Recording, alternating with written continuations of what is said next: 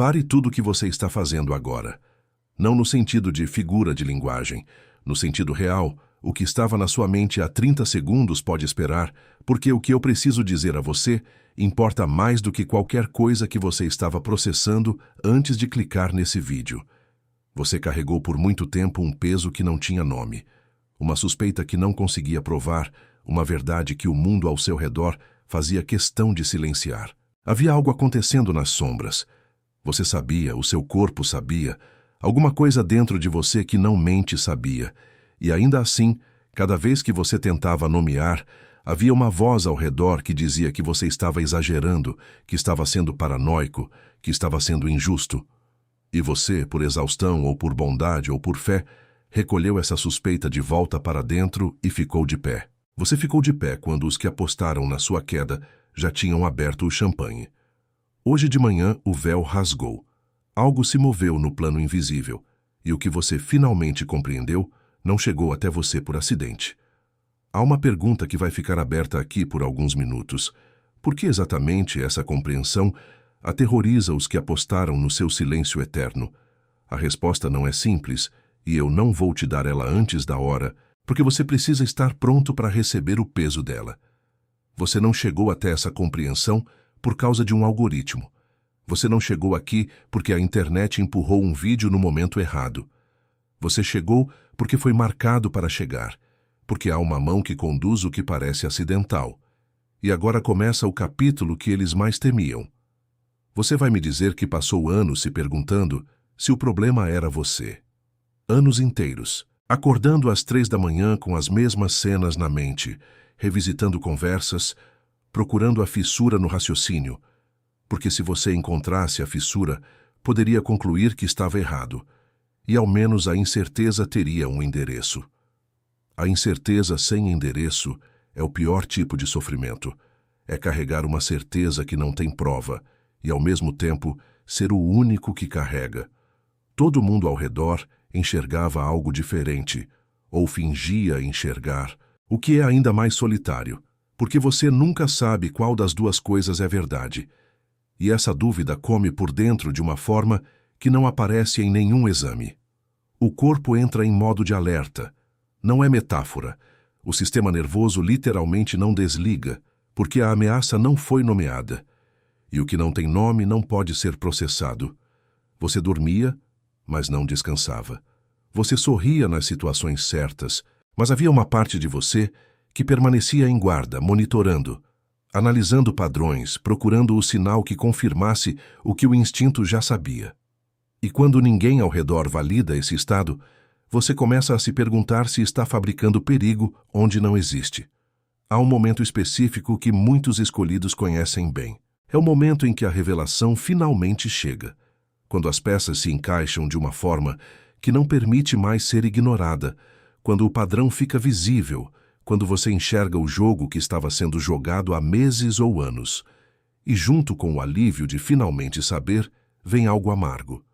A percepção de quanto tempo foi perdido operando no escuro. Quanto de você foi gasto tentando entender o que poderia ter sido preservado, se a clareza tivesse chegado antes.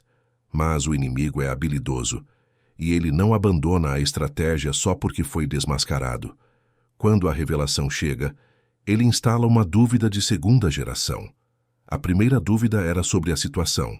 E se eu estiver enganado? A segunda dúvida, que vem depois da revelação, é mais sutil e mais perigosa. E se eu ainda estiver enganado? E se a minha leitura do jogo for outra camada de ilusão? Essa confusão de segundo nível é a tentativa de neutralizar o que você acabou de enxergar. É o último recurso de quem dependia da sua cegueira para continuar operando. Se você sente algo que ressoa com o que estou descrevendo, faça uma coisa agora, curta esse vídeo, não como favor a um canal, como um acordo profético, uma forma de afirmar que a compreensão que chegou até você é confirmação do que o Espírito já vinha sussurrando há tempo. E antes de continuar, ore uma frase comigo, apenas uma. Senhor, dá clareza sobre o próximo passo nas próximas 72 horas. Só isso.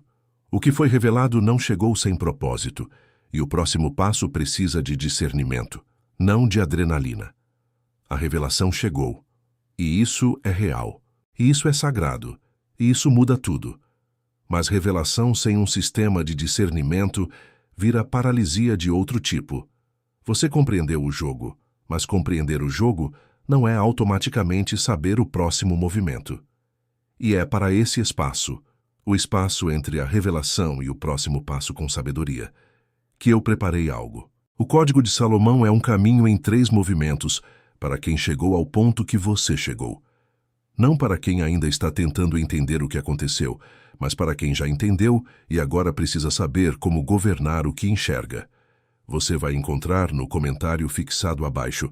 Há um período que José passou que poucos falam com honestidade: 13 anos. 13 anos entre o momento em que os irmãos o jogaram na cova e o momento em que ele ficou de pé na câmara do faraó. E durante esses 13 anos, havia algo sendo formado nele que não poderia ter sido formado de nenhuma outra forma.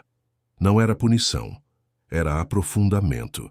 Era a construção de um tipo de discernimento que só se forma quando você aprende a enxergar o padrão de Deus debaixo do padrão do adversário. A revelação não é a chegada. É a porta que se abre antes do trono. O silêncio que você carregou não foi fraqueza.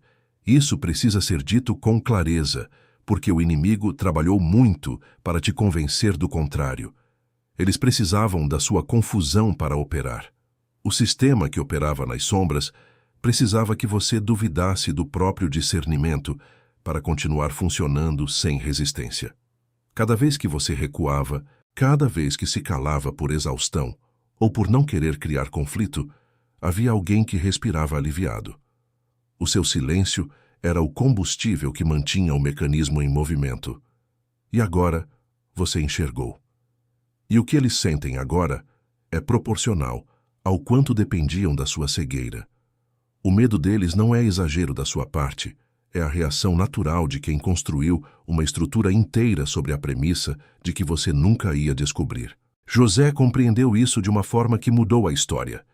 Quando os irmãos que o venderam finalmente ficaram diante dele, ele no poder, eles na necessidade, a frase que ele disse não foi de triunfo, foi de governo.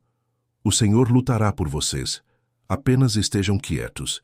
Isso é Êxodo 14:14, e é a postura do escolhido que chegou à outra margem.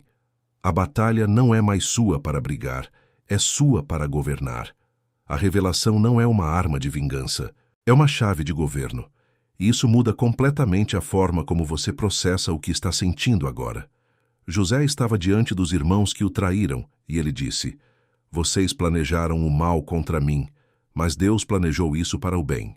Gênesis 50:20.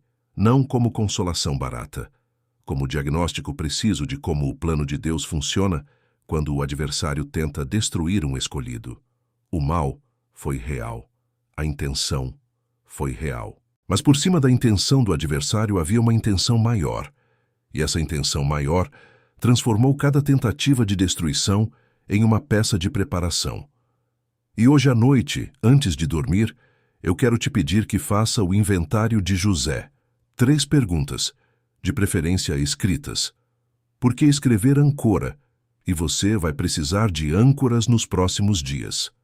A primeira pergunta é: o que eles tentaram destruir? Não reviva o evento, não mastigue a injustiça, apenas nomeie a intenção. O que o adversário, por meio das pessoas ou situações envolvidas, tentou eliminar em você? Sua voz, sua confiança, seu discernimento, sua posição?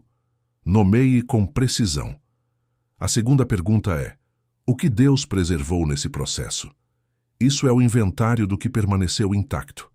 Sua fé permaneceu? Seu caráter? Sua capacidade de enxergar? Sua disposição de continuar? Faça a lista. Você vai se surpreender com o tamanho do que foi preservado. A terceira pergunta é: para que Deus está usando isso agora? Aqui você sai do modo de processamento e entra no modo de posicionamento. A revelação não é o fim da história, é o começo de um novo capítulo. E a chave que você tem na mão agora, o discernimento que foi comprado ao longo de anos de confusão e silêncio, para que Deus está usando essa chave no próximo capítulo. Faça essas 3 perguntas hoje à noite, Você não precisa de mais nada para começar. Mas eu preciso ser honesto sobre o que o inventário não faz. Ele processa o que aconteceu. Ele reposiciona a revelação. Ele inaugura o próximo capítulo no papel.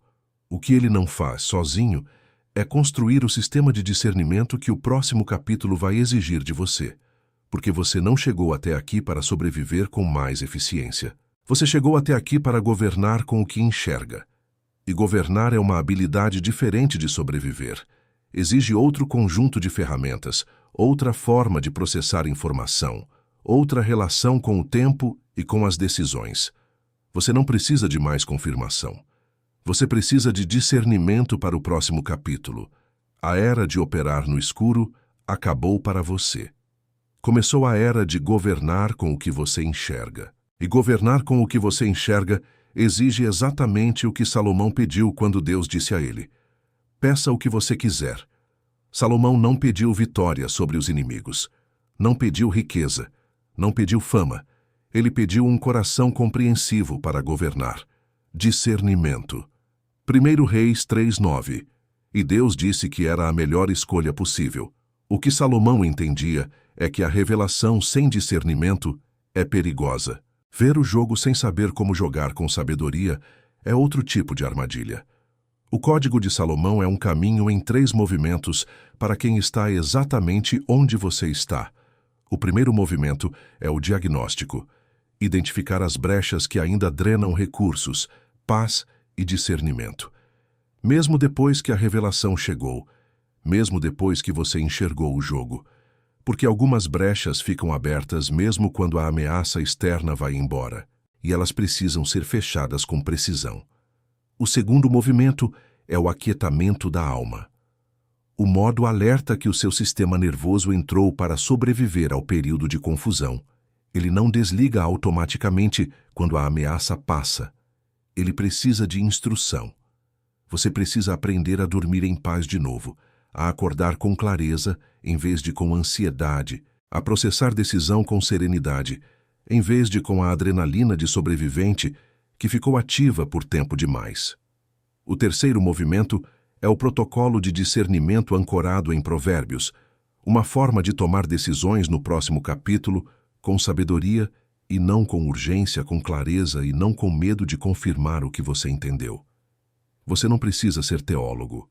Você não precisa ter 10 horas por dia. O que você precisa é de um caminho construído para quem chegou ao ponto onde você chegou. Quem precisa, sabe que precisa. Quem chegou até aqui, não chegou por acidente. O Código de Salomão está fixado no primeiro comentário abaixo. Antes de sair, eu quero pedir mais uma coisa. Nos comentários abaixo, escreva a sua cidade e o seu estado, e junto, escreva essa frase: eu sei quem sou. É um decreto. É uma forma de afirmar em público o que o adversário trabalhou por anos para apagar em você. E quando você escreve, você não está fazendo isso sozinho. Você está se posicionando junto com cada pessoa que assistiu esse vídeo e fez o mesmo. Um exército silencioso de escolhidos que saíram da confusão para o discernimento. Se você conhece alguém que ainda está no processo de compreender o jogo, alguém que carrega o mesmo peso sem conseguir nomear, alguém que duvida do próprio discernimento, enquanto forças às escuras se beneficiam dessa dúvida, compartilhe esse vídeo com essa pessoa agora. Cada compartilhamento é uma semente. Cada semente é um escolhido a mais, que chega à clareza que você chegou. Uma última coisa sobre o Código de Salomão. Quem recebeu revelação, às vezes adia o próximo passo com medo de confirmar o que entendeu. Porque confirmar significa agir. E agir significa um nível de responsabilidade que assusta. Mas discernimento adiado não fica estacionado. Ele vira dúvida acumulada. Você decide quando. O caminho vai estar ali, no comentário fixado, esperando pelo momento em que você souber que é hora. Que a sabedoria do alto seja o seu chão hoje. Que sua alma encontre descanso. Até o próximo encontro.